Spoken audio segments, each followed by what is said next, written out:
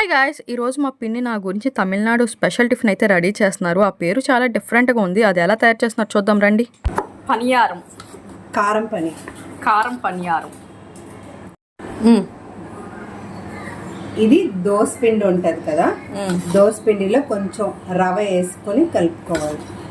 కలిపేసుకొని ఒక కళాయిలోని పచ్చిమిరపకాయలు, ఆవాలు, జీలకర్ర, కరివేపాకు, కొత్తిమీర, ఉల్లిపాయలు అన్నీ వేసి కొంచెం ఫ్రై చేసేసి దాని దీంట్లో కలుపుకొని ఈ కన్సిస్టెన్సీలో పెట్టుకోవాలి.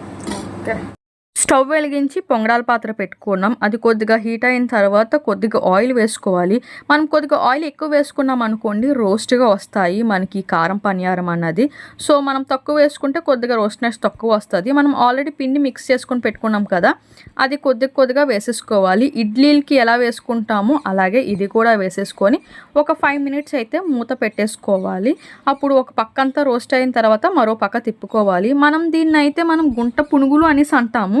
అక్కడ తమిళనాడులోనైతే కారం పనియారం అనేసి అంటారు. డిఫరెంట్గా కూడా ఉంది. మనము మామూలుగా పచ్చివన్నీ వేసేస్తాము, ఉల్లిపాయ అవినా, కానీ ఇవన్నీ కూడా పోపులో ఫ్రై అయిన తర్వాత ఆ పిండిలోనైతే మిక్స్ చేశారు. చాలా డిఫరెంట్గా ఉంది. ఇంకా 2 పక్కల రోస్ట్ అయిపోయి దీనికి కాంబినేషన్ చట్నీస్ అయితే టమాటా చట్నీ, కొబ్బరి చట్నీ. టేస్ట్ అయితే చాలా బాగుంది. మీరు కూడా ఒకసారి ట్రై చేసేయండి. Bye bye.